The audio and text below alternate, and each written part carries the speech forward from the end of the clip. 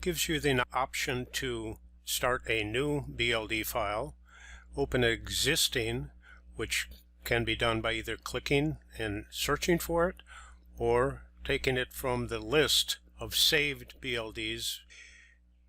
I highly recommend looking at the quick start guide. It helps you to understand the use of the program. Obviously you have technical support option here, and then when you click browse more catalog content, this screen grab shows you that there are additional symbols that can be downloaded to the program, which automatically populate your master catalog. So take advantage of adding additional symbols to your catalog by clicking the Browse More Catalog Content option. To open a file, in this case we'll use the New option, and from this dialog box of a variety of templates we'll choose the New Home Construction BLD. What you see is a series of toolbars on the top: Building, Interiors, Landscape, Terrain, Analyze, and the Help file. On the right you'll see your master catalog, which changes as you select a tool. So right now you see we're in walls. If I select doors, that catalog changes. Down below we see the View option, which is this series of images that gives you various views, a 2D, a 3D. This is a quick view. This will give you your virtual reality option, view filter, continuous from there.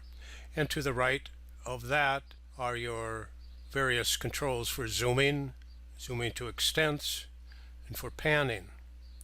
Directly down below are your snaps, which allows you to snap to certain points, or create orthos, or turn on collision.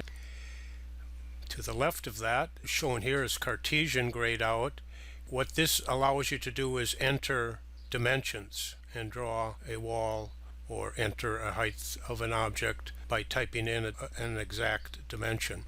What's most important is the concept of this gridded area being your 2D drawing area.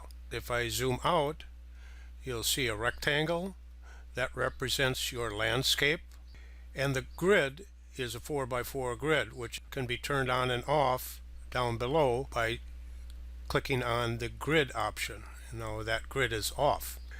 So while you're drawing in the 2D mode, you're also creating a 3D model.